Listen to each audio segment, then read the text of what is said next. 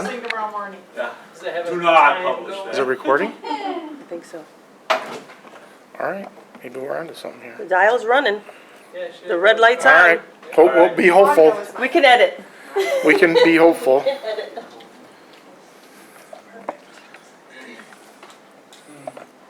Kind of tilted.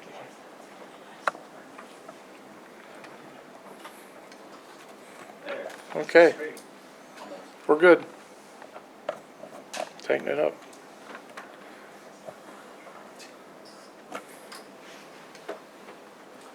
I think it's recording. Okay, it is 6:35 PM. I would like to call to order the regular meeting for Sheboygan Area Schools Board of Education for Monday, July 22nd, 2024. Mrs. Milliman. Roll call. Yes. Tim? Target? Here. Yes. Carmela Boyd? Yes. Dennis Olson? Here. Okay, sorry. Matt? I'm gonna check he's not Wanna here. check? Julie? Noella? Here. Lohila? Sorry. We'll get it Please right. correct me. Marianne Ridings? Here. Amber Hanson? Here.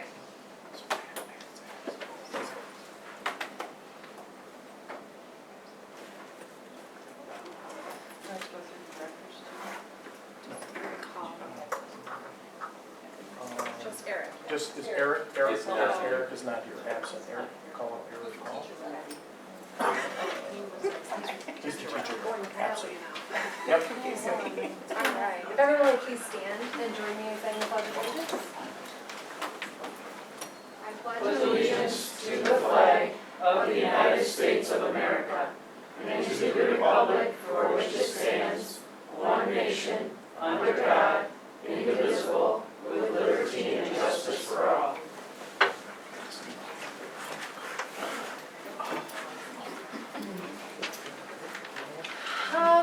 First on the agenda is the approval of minutes. All of the items on the minutes that were shared with the board have corrections that need to be made. So I would like to know, is there a date, Spencer, if anybody knows, at which point in time these have to be published by? Only after approval. So if you have to edit them, then you have time to change them, and then you can approve them at the next meeting. At the next meeting, Okay. so to forward those Do you have to corrections. change the corrections on there? Yes. We could take a look at them? Yeah, Okay.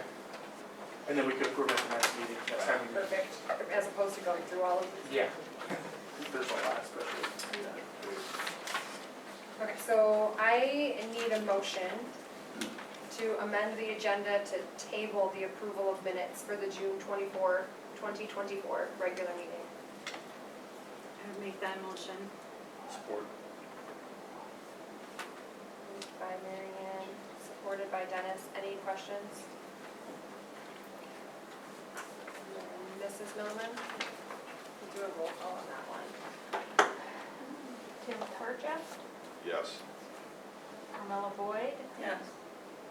Dennis Olson? Yes. Julie Lohila? Yes. Marianne Ridings? Yes. Amber Hanson? Yes. So we'll move right into the superintendent's report.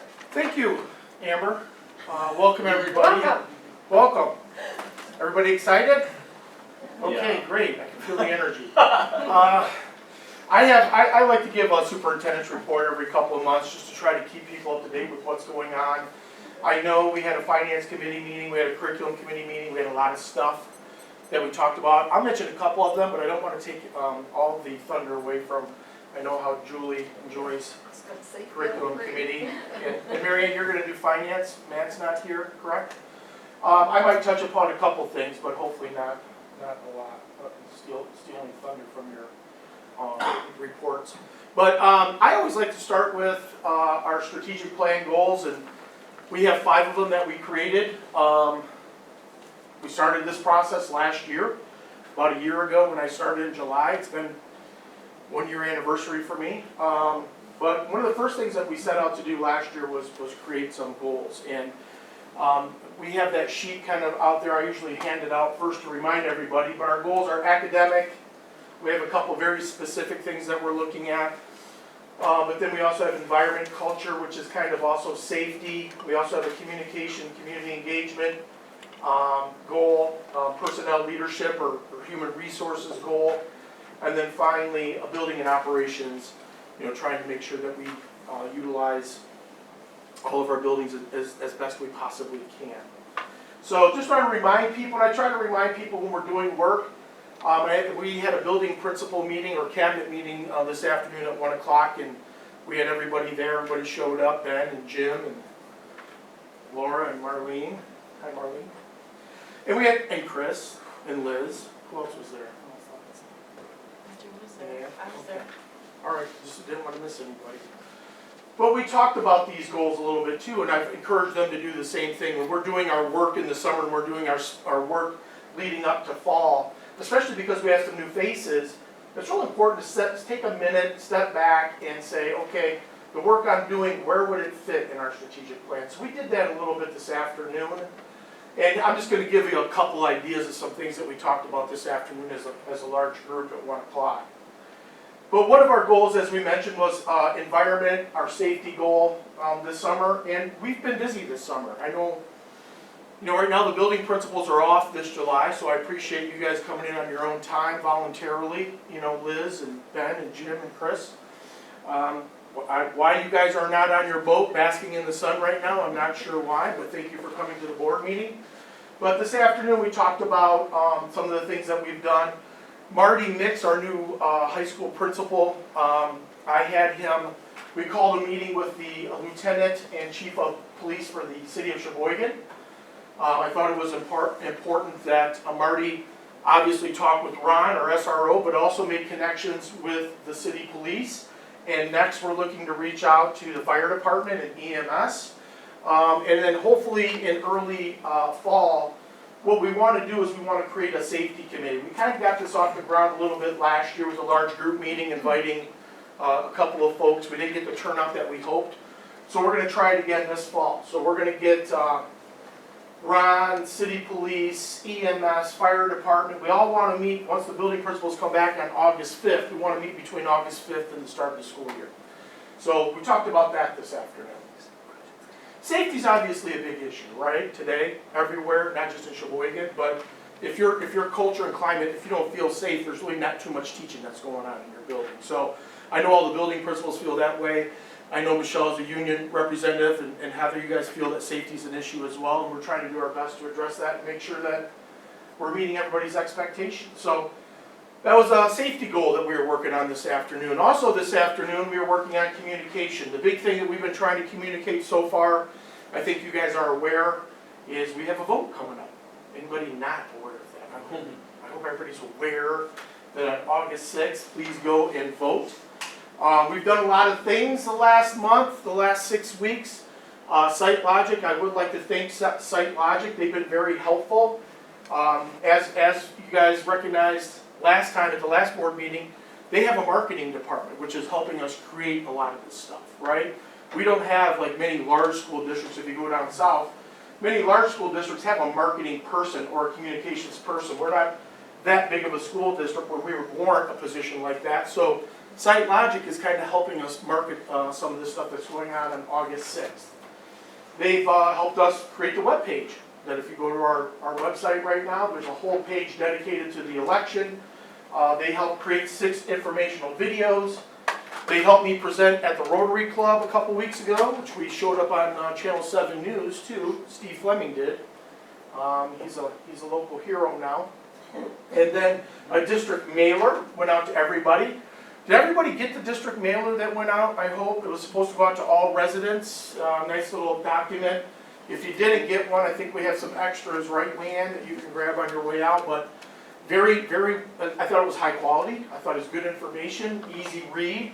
If you didn't know what was going on and you flipped that brochure open and flipped through the pages a little bit, I think you could figure it out, right? And then we just got our new banners. I don't know if you saw the bus out front, and there's also a bus out front of the high school.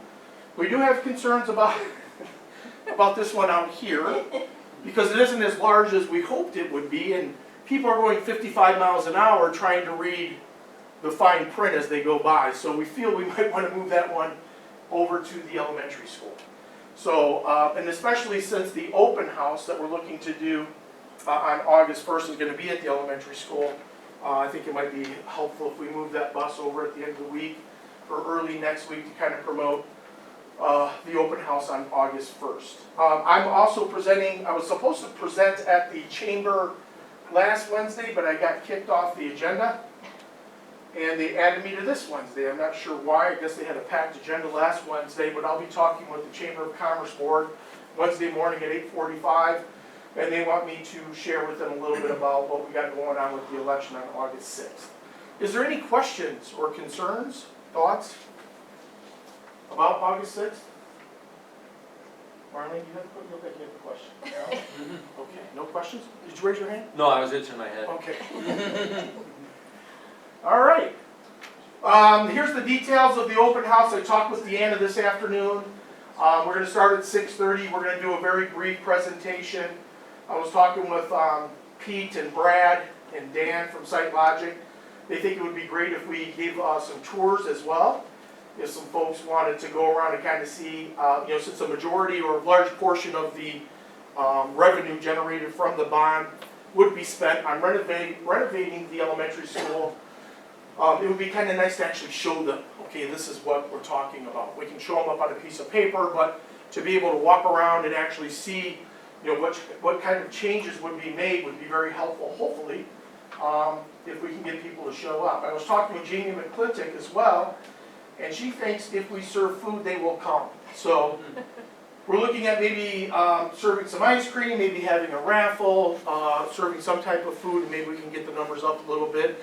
I think some of you who have attended some of our community events in the past, they haven't been as well attended as we had hoped. So, but we haven't tried food yet. So, Ben, you gonna be there? We'll see. Depends what you're bringing for food. Depends on what the food is? Okay, all right. And we don't want it to be too long, so we're going to start at 6:30 p.m. August 1st, next Thursday, and we want to be out of there by 7:30, 8 o'clock at the latest, and we've been trying to get that information out. Another one of our strategic plan goals is personnel and leadership, and I'd just like to remind everybody, we talked about this last time, but just a quick refresher that, specifically, Sheboygan area schools will attract, develop, retain, and invest in quality personnel. And I feel, I mentioned this as well, for those of you who have listened to Todd Whitaker, who's written over 60 books on educational leadership, personnel's number one. Typically, when you get an opportunity to hire people and you can get good people and good teachers, administrators, support staff, that has a trickle down. Anybody that's going to be around our children, anybody that's going to be around our kids, the better the people that we can hire, the better the results. So we've taken a lot of pride in investing in, recruiting, interviewing as many people as we can to get the best people that we can. I've also, just so that you guys are aware, Talent Together program, we are going to extend our agreement with them this year. Last year was the first year. Paul Clark entered into an agreement, Talent Together, last year, and we had a few of our teachers go through the program. But this year we have two. We have two support staff personnel. And if you're not aware, real quickly, and you can look this up if you ever want to, if you're looking for something to Google and read, Talent Together is a state program. It's the second year. And essentially what the Talent Together program allows is for people to do their student teaching experience, but get paid. And they get paid 80% of what a new teacher would make. And that is paid by the state. So we're going to get, right now we have two support staff people who have applied and are interested in being apprentice teachers for us. So if you see apprentice teacher on a posting, that's what that's for. We still got to post it, although they have to go through the Talent Together process anyways to be a part of it. We still have to post it. And then also, I talked with the union just so that they're aware, we also have to post mentor teacher, because there is, through Talent Together, and again, this isn't us, this is the state, we need to get some mentor teachers to volunteer to have these apprentice teachers be a part of their classroom. And this is for a year. Most student teaching experiences are for a semester, but this is for a year. So we're willing to make this commitment to try to grow some of our own support staff. they're gonna get, if everything works out and these two are allowed to be a part of the process. I've already talked with the building principals, one's gonna be in the intermediate school, and then the other one's gonna be in the high school if it all works out. And once they, once they go through the program and are approved, we're gonna have to post to replace them too, because one is a premier sub, and then another one is a parapro in the CTE program. So we don't want to be too ambitious, though. We want to make sure everybody gets approved and we find a good fit. If by chance we can't find a good fit for them in our schools, this is a regional program. Tammy Bell is the name, right, Ben? Tammy? Tammy used to work at the Eastern UP. She is now the regional director for the Talent Together program for the state in our area. And if we can't place them here, she would help us place them in other local school districts. We still want to try to keep them in the region. We'd like to keep them in our district. But if we can't, for whatever the reason, we can't find a good mentor teacher, we can't find a good fit, and everybody's not in agreement, we would expand that search through the region. So keep an eye out for those postings, mentor, apprenticeship, and if everything works out, then we're going to have to, those people are going to have to resign, and we're going to have to fill those positions. All of this has got to happen within when does school start? Early this year. Yeah. Woo. So also, I'm happy to present, Marlene and I have been busy negotiating contracts this summer. If just as a reminder, I think you guys recall that a couple board meetings ago, or it might have been last board meeting, we had the secretarial contract and the director's contract up for approval. So that had been negotiated and approved by the board. We also have the mechanics contract, which since the last board meeting, we've met with the mechanics, we've agreed to a contract. And within your board packet, you have a recommendation to approve that contract. And we have two contracts yet to negotiate. We've set up dates with those folks. One is the custodians, which is also custodians and parapros. And then the other contract group is the bus drivers, and they have some stuff going on, and we should be able to start moving ahead with them relatively soon. And I believe that's all of them, right, Marlene? We have 5 of the 11 contracts that the school district have was up for negotiation. 3 of the 5 are done. 2, hopefully, we will get done before the start of school. And it's been good. I would also, I don't know, Marlene, if you had anything you wanted to add, but the folks that we've been negotiating with have been very professional. It's gone smoothly, very amicable. I thought, so far so good, right? Did you have any? I agree. Would you agree with that? Okay. Also, just want to do a quick reminder. We talked about hiring people. And still underneath that umbrella goal of getting good people and human resources and how important that is to the district, here's the people that we've hired so far. I think some of you, it seems like we've been doing this, we've been working on this since January, right? But Marty Mix, the high school principal, was one of the last folks that we hired at the last board meeting. And we've got quite a list there, and very excited. I know the building principals that are getting these new teachers in their building are very excited about these additions to their staff. So, got some new blood coming in. As you guys know, we had quite a few retirements at the end of the year last year, and we've been very fortunate, even in a teacher shortage, to be able to get some, what I believe to be some quality people, make an immediate impact on our school district and our school culture. We still have some openings, so we still have some openings. I know Deanna's frustrated. She's still looking for an elementary sped teacher. She has 0 applicants, right, Liz? And any updates on the sped? Nothing? No, we've reached out many places, we've poached a bit as well. Okay. I've been trying. I got approached also. We have a first grade teacher opening. We had a recent resignation, right? So I believe we talked with Deanna this afternoon at a 1 o'clock meeting. She said she had 2 applicants that she was going to interview next week. We're still looking for IA teachers. We have 1 applicant, I think. 5. Oh, you got 5? I want. Oh, there's one you want. Oh, okay, you didn't tell me that. I thought there was only 1. So apparently we have 5 applicants, and there's 1 that Chris wants, and you're gonna, did you already interview that person? Sure. Okay, well, we're waiting to hear back whether they accept your offer, right? Okay. And then the big one here, this is kind of the scary one. Liz, can you tell us a little bit about this? Because this is a requirement, right? We have 5 LRE aides positions that need to be filled? Correct, we have 5 openings for LREs, so 2 of those LREs are one-on-one aides, so they're required by the IEP. Also, the other 3 are to give students their time that they need, with special education services. So to be compliant in our IEPs, we have to get these 5. So I've been posting everywhere, and I know other people have, and you have to have a high school diploma. If you don't have, Marlene, is it 60 credits? Yeah. If you don't have 60 credits, you have to take a parapro test, which we pay for and they take, and I've never had anybody not pass it. And I'm not sure, we were talking today about what are our options if we don't find those aides, because. Because legally we have to place them. Legally we have These to. are driven by IEPs. Correct. Last Right. year, there were some shortages and we were non-compliant. Right. So if we don't, plan B, worst possible scenario, if we don't fill these positions, we may have to adjust some people until we do get them filled, because otherwise we will not be compliant, right? Correct. Correct.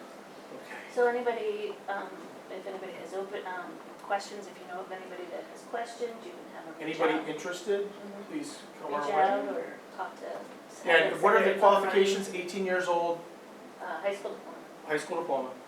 And if they don't have 60 college credits, then they'll have to take a test, Okay. that's a basic skills test. Just curious, because I might know somebody. What are they gonna do?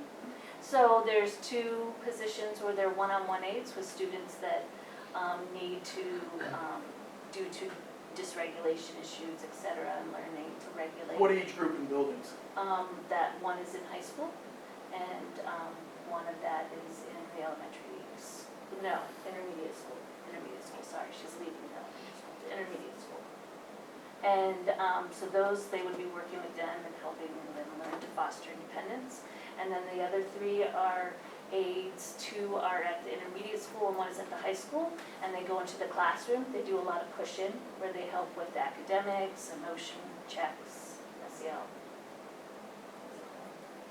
Things for them to help them meet, the students help them meet their IEP goals. All right. Ben Wilson, you want to come on up here, please? We do have one recommendation for hire. Marty couldn't be here today, but Marty was here this afternoon. This is Ben Wilson. Ben, you want to introduce yourself? Yeah, my name's Ben Wilson. I'm from a small town in Olivet.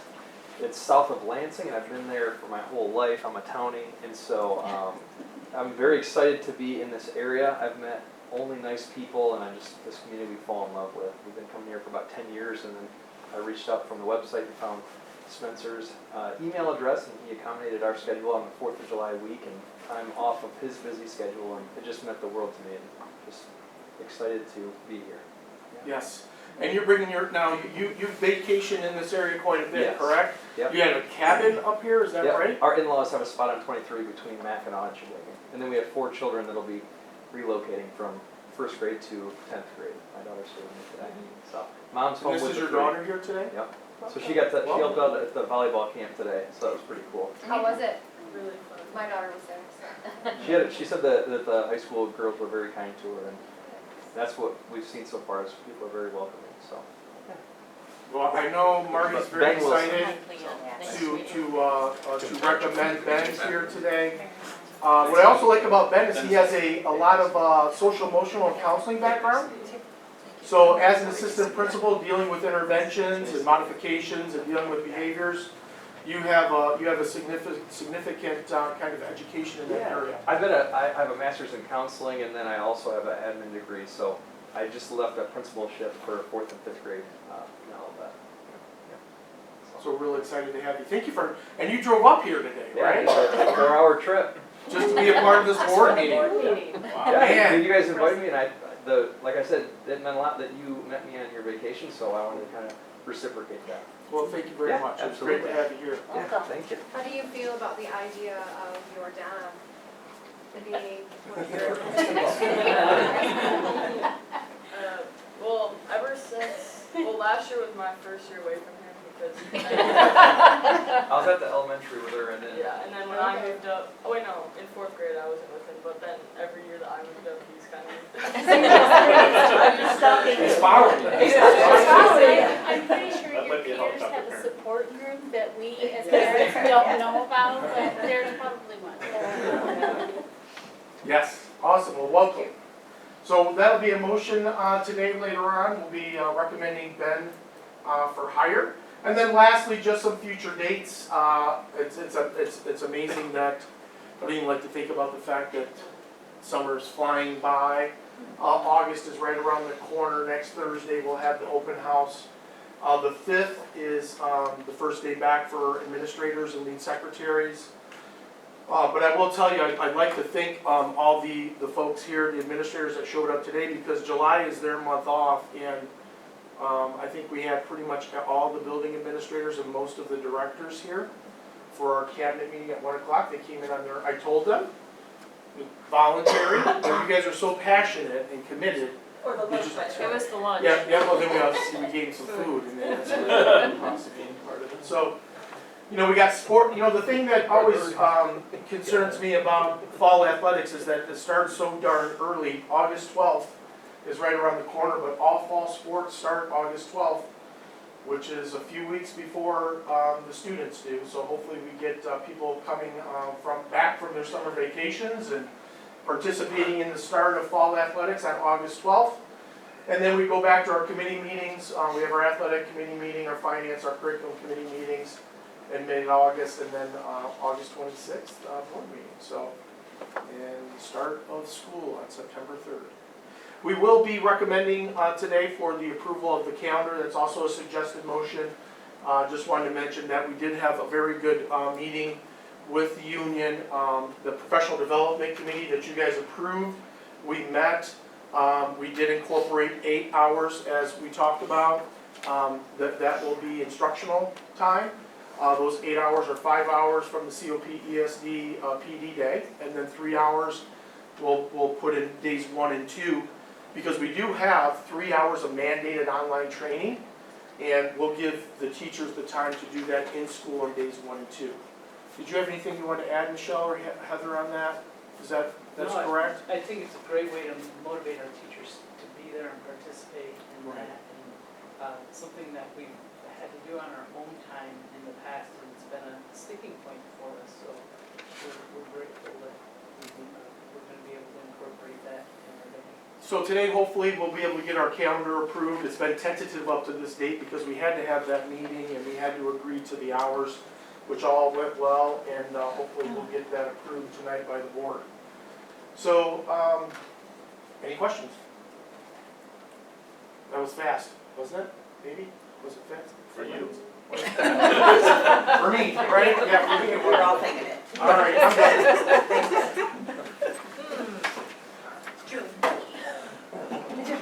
Okay, so, lucky for me, Spencer has done most of my report, so that's great.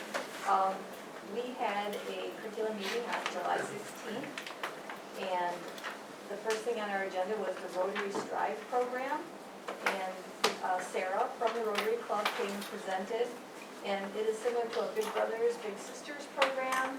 The program pairs youth high school level with a business owner in the area to motivate and guide them in future career goals. They get a scholarship in the amount of $1,000 upon the completion of the program. So the Rotary Club, and it's for Rotary clubs all across the United States use that. That program is everywhere. So sounds like a pretty good deal. So I don't forget, I did not email the agenda to the board members yet, but I will, so that the blue links can be clicked if you need more information on any of this stuff. The next thing we talked about was summer school, and we did not talk about the East or the CIS, the intermediate school, because the data was not redacted and some student names would have shown up, so we did not talk about that, those two areas. Although we did get a report about a very amazing field trip that Mrs. Chase went on. So with her class, I'll get to that in a minute. So Adam Burry presented summer school for CMS, and it was a great experience. They had a good time. The camps are going great. The camps have been a big hit this summer, and it would be nice if we could have that kind of a situation all year long. So Jamie is going to be, or year after year after year. Jamie is going to be looking for some grants to keep that up because we pay for grant money, and we won't be able to do that next year. They do have also credit recovery in the high school, was also paid for with grant money, but we have to do that by state, so it will be continued to be paid for with the grant that we have specifically for that. High school, Macy Morris, is that who she was named? Macy Morris did a wonderful job presenting what happened with credit recovery. They had 60% higher or higher score, is required to move on. They had 73 total students who started, 56 students completed all the classes, four students received English 9A credit, 5 received physical science B credit, and 3 received math credit. If you click that pictures link, there's lots of pictures, lots of field trips, and things that happened at the summer camps and the regular summer school that was right after with elementary school. There is some data on there also. If you click on that 8th grade link there, let's see, Jamie gave a curriculum update. They're working on math curriculum, and teachers have come in this summer. In fact, on the last day of school, teachers came in and did some work on the math curriculum. We are also adopting, or would like to adopt, the Tech Math resource, Next Generation Personal Finance. It will be an alternative to Algebra 2. So students will be able to get their Algebra 2 credit with that course. It deals with real world math, taxes, checks, and things like that. We will have a first reading. I don't know if that's on the agenda as first reading, but it's a first reading for Tech Math, and next month we'll have a second reading and hopefully adopt that curriculum so we can get started. Another thing about Tech Math is there's no cost to the program. It is free, so that's kind of nice. The high school, we talked about high school computer replacement, and we are going to use ESSER, there's a little bit of ESSER funds remaining to replace some of the damaged Chromebooks that will cost about $44,000 this year alone. We're trying to come up with a plan to make the Chromebooks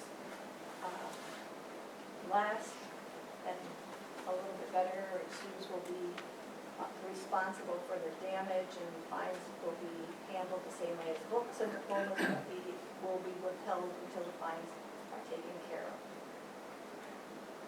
I think they're trying to come up with another plan too. Maybe they're still talking about it. Yeah, Jordan and Marty met today at our cabinet meeting. They met afterwards and talked a little bit. They're going to continue to talk about, because the problem is primarily at the high school. So they're talking about, well, how can we manage the Chromebooks a little bit better, provide a little bit more structure so there's less cost and less damage. Yeah, we talked about a lot of different things that are possibilities, so more will come with that in the future. Spencer talked about the new hire updates, and did you talk about the music teacher? Yes? No, I didn't really specify, but I think, I'm not sure if everybody knows. If you don't, we probably should remind everybody that we did hire a music teacher, was it last month? Mm-hmm. And Ben, what happened? Well, her husband was actually the band director up in setting this, and they both decided to go back downstate where they're from. So she resigned and took a different job, or is looking for a different job downstate. Yeah. And at this point, there are 0 applications for that position? Yep, Correct? and it's, we're coming pretty quick here to the end. Yeah, so they're trying to come up with an alternative way to hold that specials class and they have some ideas, more will come on that in the future also, once that's been decided. It's still posted, we're still got our fingers crossed, but it's less likely every day that passes, but we're still looking. Talked about the English and social studies teacher already. Okay, and the Talent Together program, Spencer did a great job talking about that. Safety, great job. And that was the end of our meeting. Any questions from anybody? I did not send out that agenda yet, but I will do that right after the meeting, and we can hope that I'll email in case you want to click on any of those blue links for more information. Just to clarify for the minutes, there's a link in this agenda for the tech math, or Jamie probably has it too. That will be the first reading for this new curriculum, so that we can approve it next time. Yes, and yeah, and if you go on there, you can go through part, you see the lessons and how it's set up.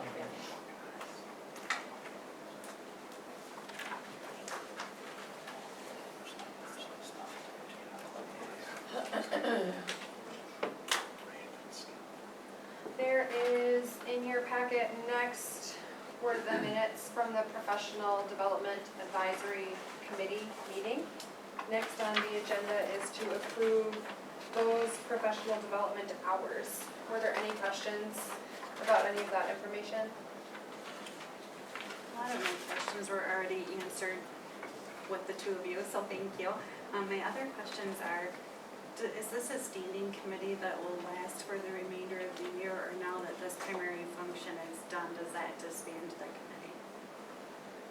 I think the intent is that the committee will then meet when planning for next year starts, that the committee will meet and will have influence on professional development for the next calendar year. It was required in order to get it approved that we create this. I mean, typically you don't have to create this committee, but we had to create this committee. It had to be board approved in order for us to take 8 hours and move it to count it as instructional hours as we are. My other question is the structure of the committee I know is different than our other board committees where, you know, we just had to approve the formation of it where we're not actually sitting on it. But I noticed that there were motions made and votes taken. Is that a traditional structure of a committee like that, but then that is presented to the board for final approval? Because like in our committee meetings, we don't make decisions, we don't have votes, we just make recommendations to the board. I think due to the dynamic of this particular committee, because it was ideally both union and administration, that we wanted to make sure to get everybody's feelings on record. Because unlike the other committees, we have 3 board members and it's a little bit more informal. But this we wanted to make sure that, and I don't know necessarily we had to do it that way, but I thought, and maybe you can add to that, Michelle, that we felt that that was best so that we could get it. If there was anybody who was not in agreement, which I don't think anybody voted no on any of the things that we proposed. We did have one who voted no on part of one of the motions because they were unsure that it would qualify. Right. And that motion, the initial motion and the backup motion were both unanimous, and then the one was a tentative no because they wanted to make sure it qualified. But the reason for the formalities there is because we have to include these minutes to the state, and we wanted to have a clear indication that the committee took action and everybody had it.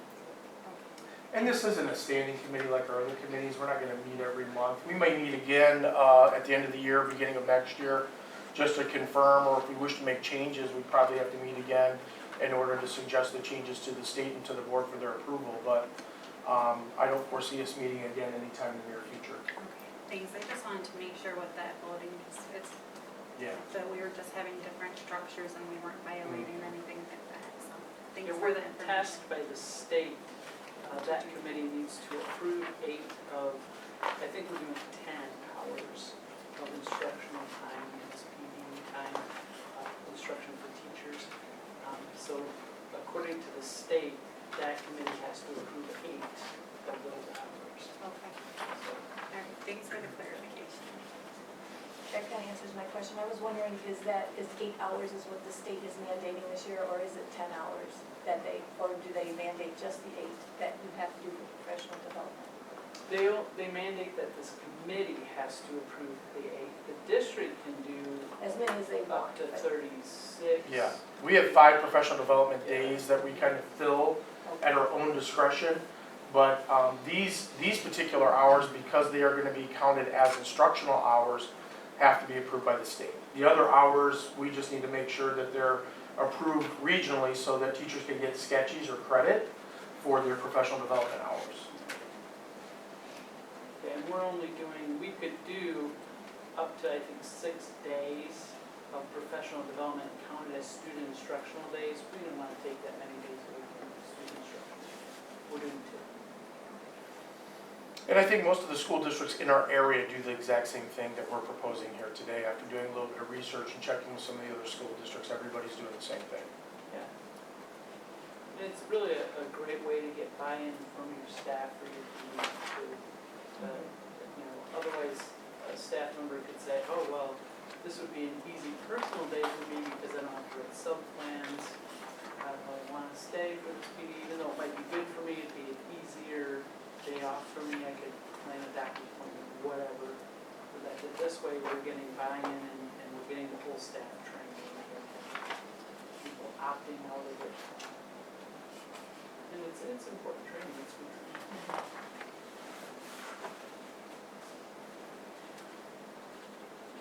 Are there any other questions? Looking for a motion to approve the professional development hours as presented. I'll make a motion for professional development hours as presented. Support. Moved by Dennis and supported by Julie. Are there any questions or discussion? Mrs. Milliman? Tina Tarja, Yes. Carmela Boyd, Yes. Dennis Olson, Yes. Julie Lohela, yes, Lohela, sorry. all right, Mary Ann Wright, Yes. Amber Hanson. Yes. And then immediately under that is the proposed 2024-2025 school calendar. Looking for a motion to approve the calendar for the 2024-25 school year as presented. I make a motion to approve the calendar for the 2025 school year as presented.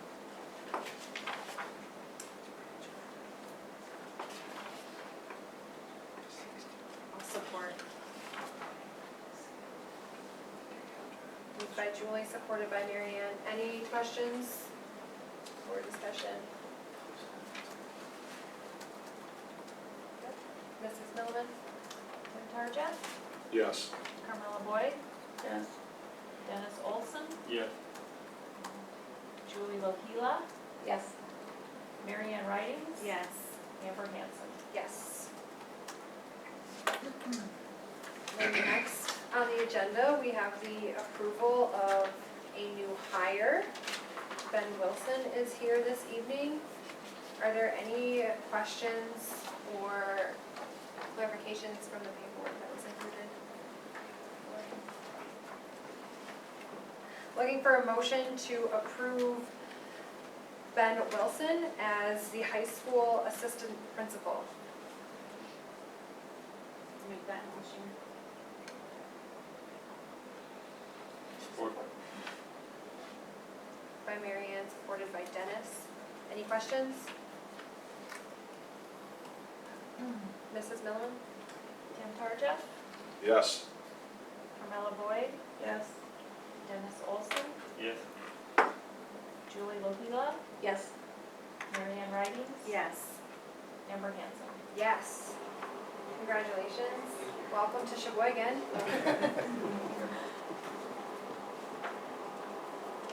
I do have a note on here for teacher contract changes. Are the only changes the evaluation tool? Correct. Okay. The state, I think you guys are aware, there were some state changes to the evaluation process, which required the teachers' union and myself to meet.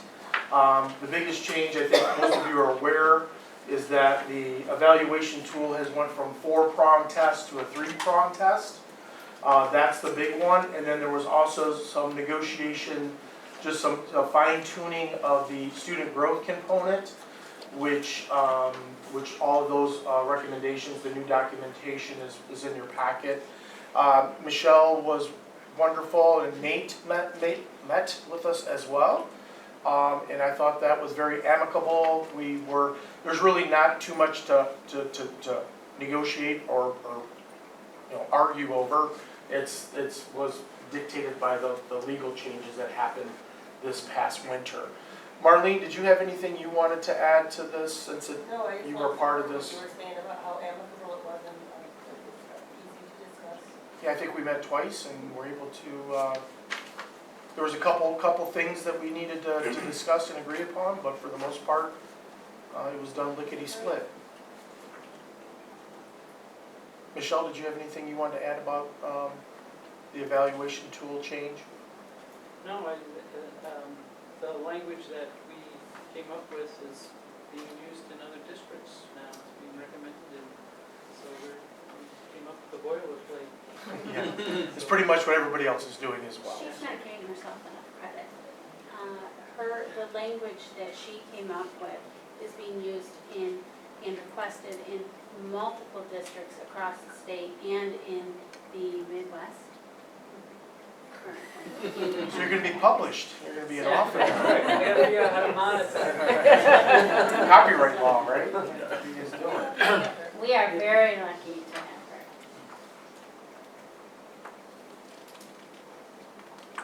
Are there any questions about the changes to teacher contract? My question was then, if the teacher chosen measure of student growth, is that this, you were saying this is standard now, was that what it was previously, or was that district chosen as far as what the student growth tool? Yeah, last year and past years, and correct me if I'm wrong, Michelle, but I believe you guys used an all-in model, correct?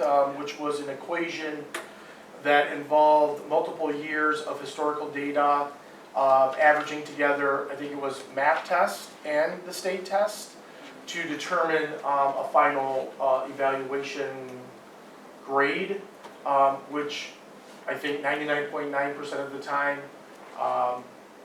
would and will average out to be effective, right? So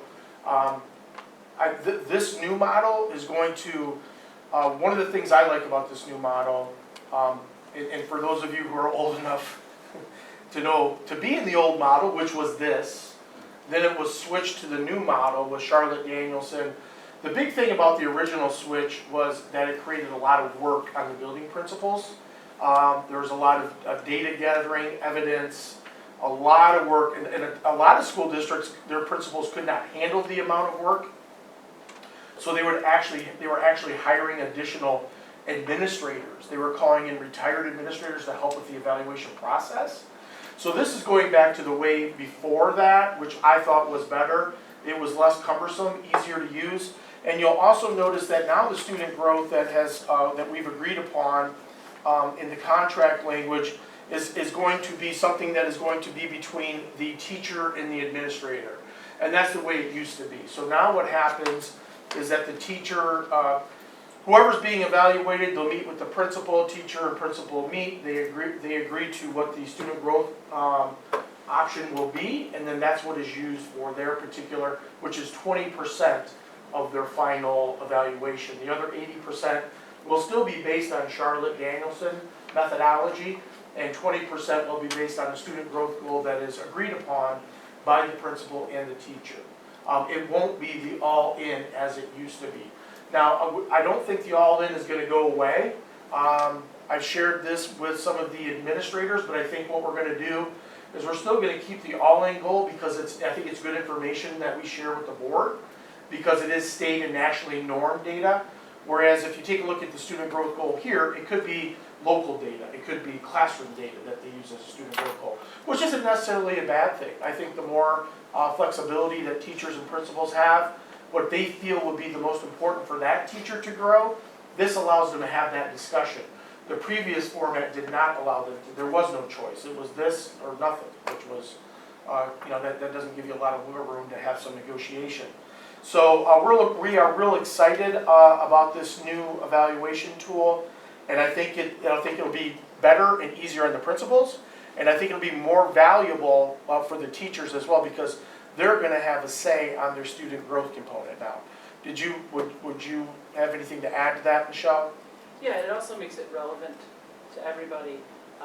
For instance, a CPE teacher or a phys ed teacher, if our all-in goal was raising NWEA scores, or how, those teachers don't give that test, and incorporating things that are relevant to that test into their, now they can choose things that are relevant to their curriculum and what they are teaching, and therefore get constructive feedback on what they are teaching and be evaluated on what they are actually doing in the classroom, as opposed to what somebody else is doing in their classroom and they're being held accountable for it. So it really is, it's much better. It's bringing the evaluation tool back to what it's supposed to be, where it helps teachers become better teachers and helps our students, versus being a punitive gotcha.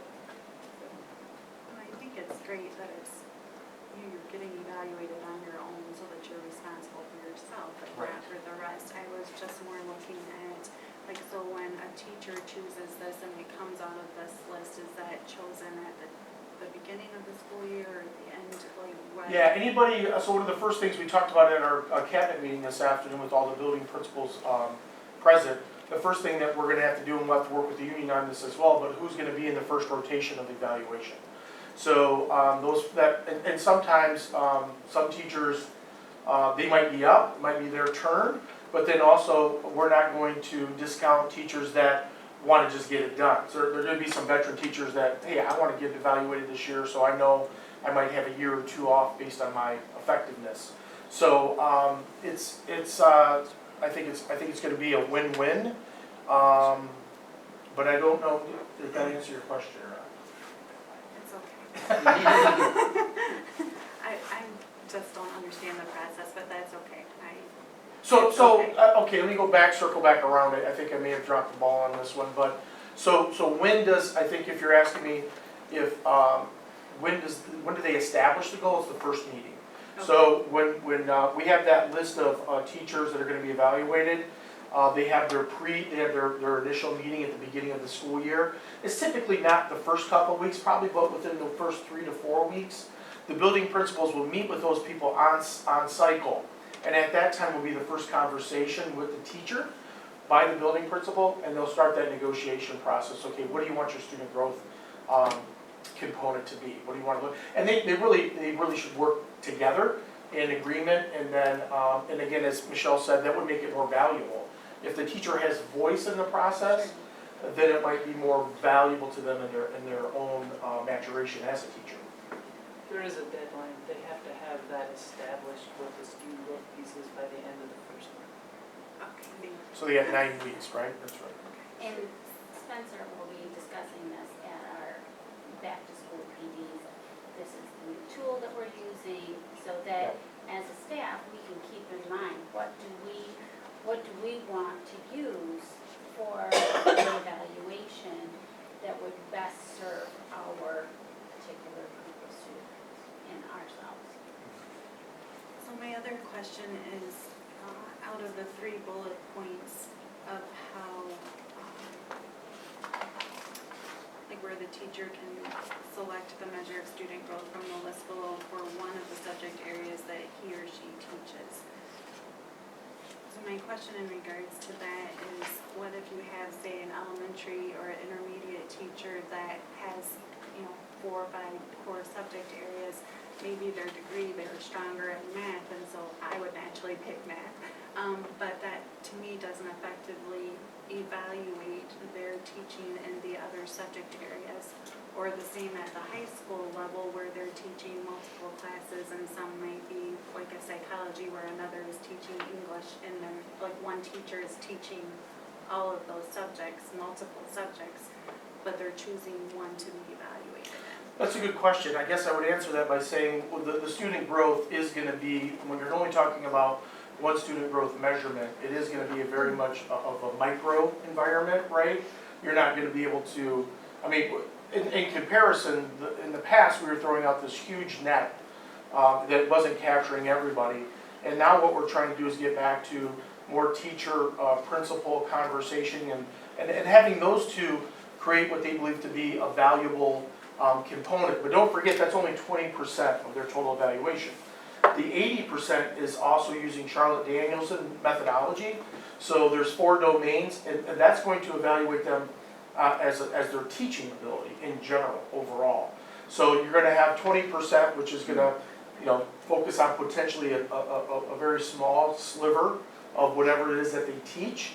But then also there's a more, 80% is more about their ability to teach in general. So there's 4, for those of you who are aware of Charlotte Danielson, there's 4 domains. You have planning, environment, professional development, and then also, what am I forgetting? Instruction. Thank you, instruction. And domain 3 is typically what most people think about instruction, think about when you're doing an evaluation for a teacher. But we can't forget about the other components as well. And that's what really gives it more of a holistic evaluation when you add the student growth and you add the Charlotte Danielson 80%. That should give us a pretty good idea of their ability to teach. What do you think about that, Michelle? Yeah, you're right on the mark with the 20%. The student growth piece is a 20%. It's basically your data that's proof of competency there. The 80% is the Danielson tool, which is going to cover, your competency in all of the subject area as you teach, your pedagogy, your knowledge base in that. It's going to expose weaknesses through the evaluation process, and you may get all 20% on your student growth piece, but then show a weakness in one of those areas on the Danielson that you'll need to work on. So it's like I said, it provides even veteran teachers constructive criticism to help you improve. Everybody can improve. So if a teacher maybe has not the best data in a different subject area, but it's not 1% for their evaluation, would those things still be addressed? Yes. yeah, they would come through in the other 80% on the Danielson tool, I believe. But as district admin, would they have those conversations? Yeah, the idea behind the idea behind all of it, especially the Charlotte Danielson piece, the 80% piece, is that it's really built on the ideology of coaching, right? So the 4 domains, once a principal has a conversation with a teacher in each domain, they're actually assessing where they are at that particular time. So it really should be almost like a coaching mentoring relationship. When they meet that first time and they start talking about, things that they want to improve on, that can be part of the student growth piece, but also you want to encourage teachers to, challenge themselves, right? So, I mean, it's really great if you see it working, if it's working really well between principal and teacher, it's really more of a coaching mentoring model. And if there's trust that's involved in the process, that allows the growth and maturation of that teacher even more so, because they're really looking at areas that need to be improved, and they're talking about those specific areas within the Charlotte Danielson model. And that sometimes is even, when I was a principal, what I'd like to do when I met with that initial teacher in that initial meeting was talk about what is it I can do to help you be a better teacher. I mean, those are the type of conversations you want to have. Sometimes it always doesn't work out like that, but the idea is that through the evaluation process, we want it to be supportive and encouraging and coaching, instead of, like I think I heard you mention, like a gotcha, where I think that was kind of the mentality of the previous evaluation system, where it was trying to gather information to get a teacher, as opposed to trying to provide supports for teachers to grow and get better. Yeah, and if a teacher has a weakness in an area that they're teaching, I would hope, and I know I have every confidence that our administrators that we currently have on board are already talking with that teacher long before the evaluation process is put in place, and offering professional development and training. I've seen that happen.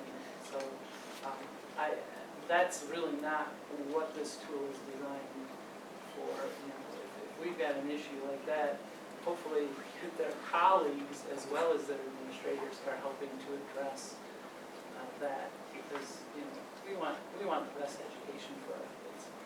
As a group, we're a community. Thanks for your patience in answering my question. No, good questions.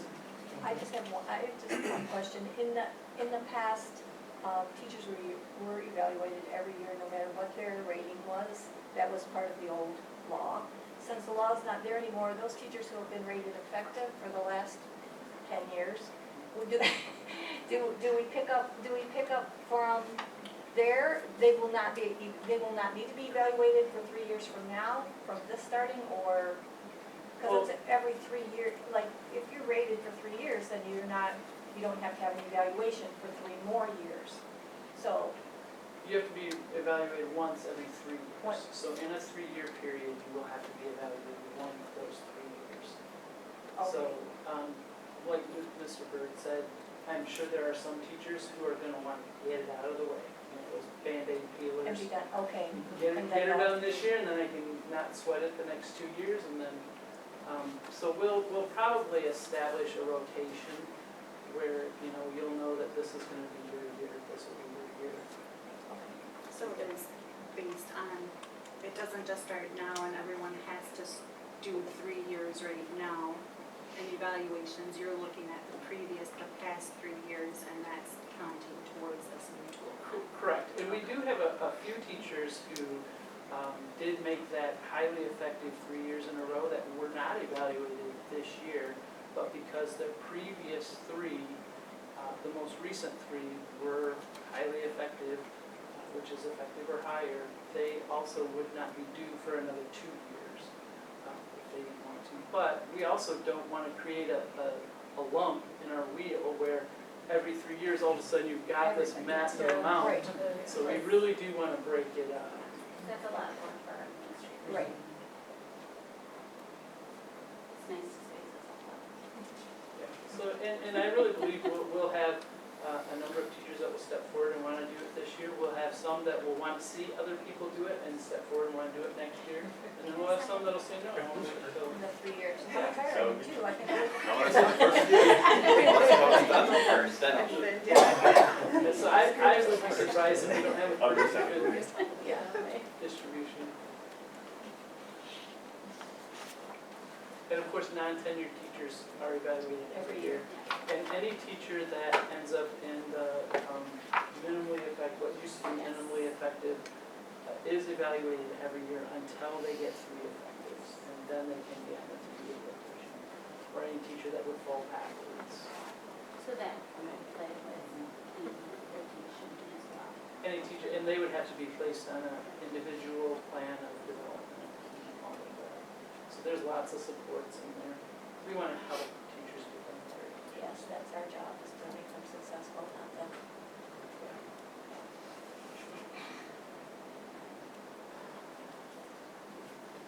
Very good. Thank you, Michelle and Heather. Looking for a motion to approve the changes to the teacher evaluation tool as presented. Motion as presented. Support. Moved by Carmella, supported by Julie. Any questions or discussion? Mrs. Milliman. Tim Tarjeff, Yes. Carmella Boyd. Yes. Dennis Olson, Yes. Julie Lopila. Yes. Mary Ann Riding. Yes. Amber Hanson. Yes. Then Mary Ann, you have a finance committee update.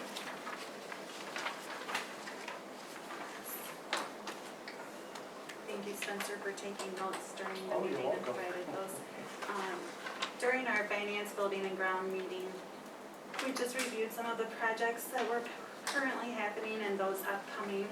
The CTE building being the addition onto the bus garage will begin construction in August, and it should still be finished by the start of the school with the possible exception of electrical. For the contracts, I know Spencer, you covered those, secretary and directors is complete. Bus drivers and custodians, food service, and parapros are currently negotiating or will be negotiating. Mechanics is on the agenda for this evening.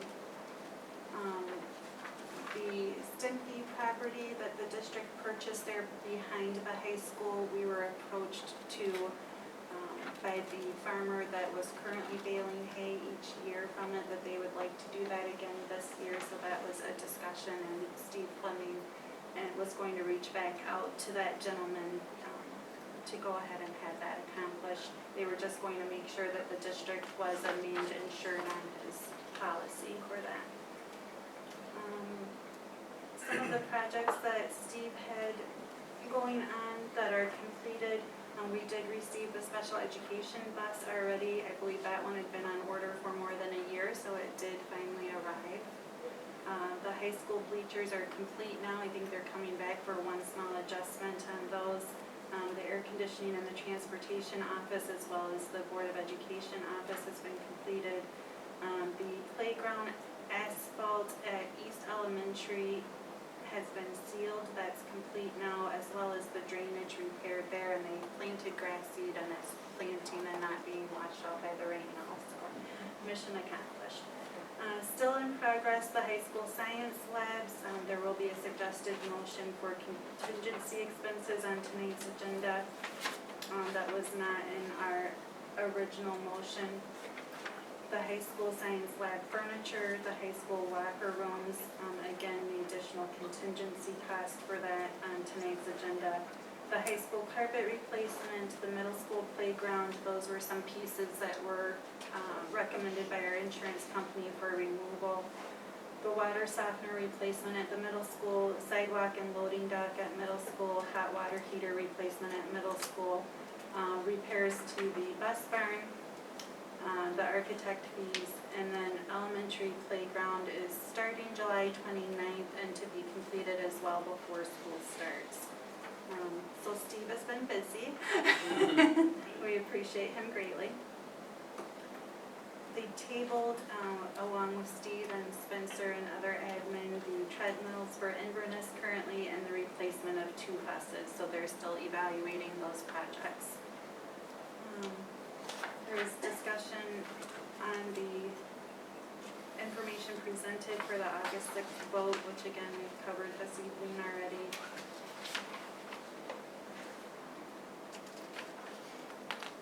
There were no questions on payment of bills for the finances.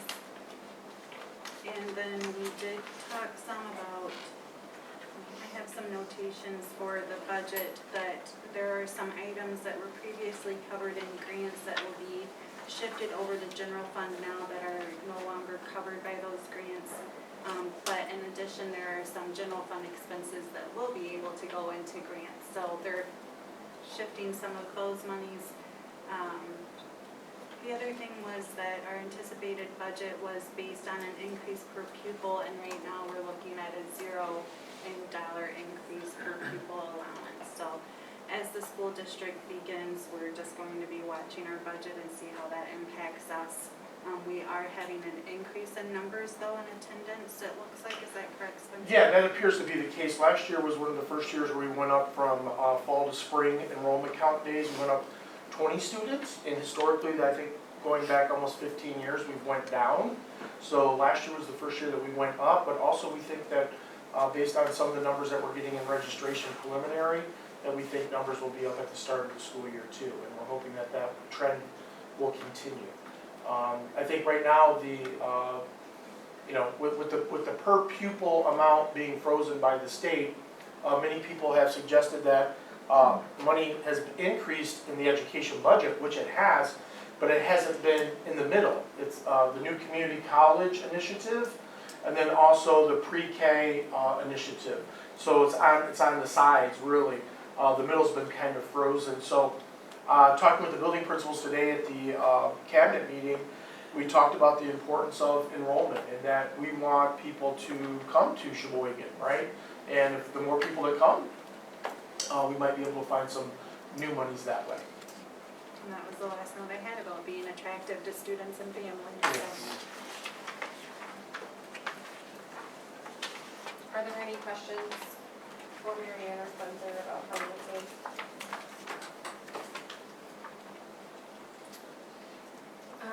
We did discuss this during the last board meeting when we approved the bid, that there would need to be another motion for the CTE storage building. We already knew that cost was low. So I do need a motion to approve the increased total cost of the CTE storage building from the original estimated cost of $214,770 to the new estimated total cost of $227,300, a difference of $12,530. Make that motion. Support. Moved by Mary Ann, supported by Tim. Any questions or discussion? Mrs. Millman? Tim Tarja, Yes. Carmella Boyd, Yes. Dennis Olson, Yes. Julie Lopila, Yes. Mary Ann Ridings, Yes. Amber Hanson. Yes. Before asking for a motion, are there any questions about the additional expenses for the science lab renovation? I need a motion to approve the contingency expenses for the science lab renovation in the amount of $14,760. I'll make that motion. Support. Moved by Tim, supported by Dennis. Any questions or discussion? Mrs. Milliman? Tim Tarja, Yes. Carmella Boyd, Yes. Dennis Olson, Yes. Julie Lopila, Yes. Mary Ann Ridings, Yes. Amber Hanson. Yes.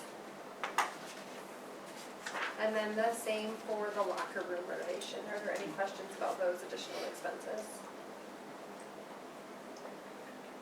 Looking for a motion to approve the additional contingency costs for the locker room renovation in the amount of $22,980. I'll make that motion. Support. Moved by Dennis, supported by Tim. Any questions or discussion? Mrs. Milliman? Tim Tarja, Yes. Carmella Boyd, Yes. Dennis Olson, Yes. Julie Lopila, Yes. Mary Ann Ridings, Yes. Amber Hanson. Yes. Are there any questions regarding the mechanics contract proposal that was included in the packet?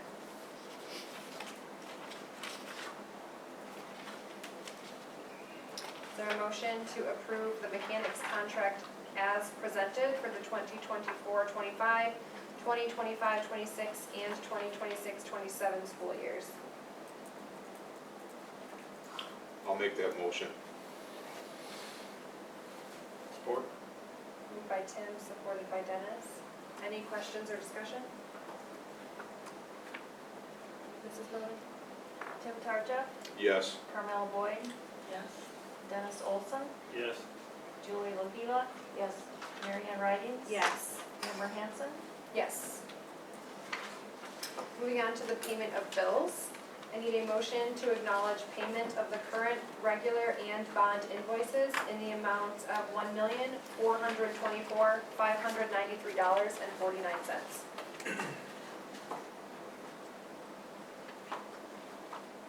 I'll make that motion. Support. Moved by Tim and supported by Dennis. Any questions or discussion?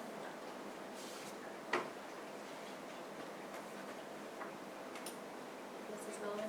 Tim Tarja, Yes. Carmella Boyd, Yes. Dennis Olson, Yes. Julie Lopila, Yes. Mary Ann Ridings, Yes. Amber Hanson. Yes.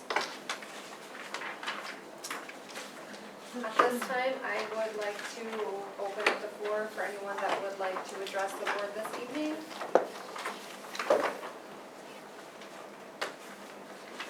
Hearing none, I am looking for a motion to adjourn. Support. Moved by Carmella, supported by Dennis, all in favor? Aye. I have 7:47 PM.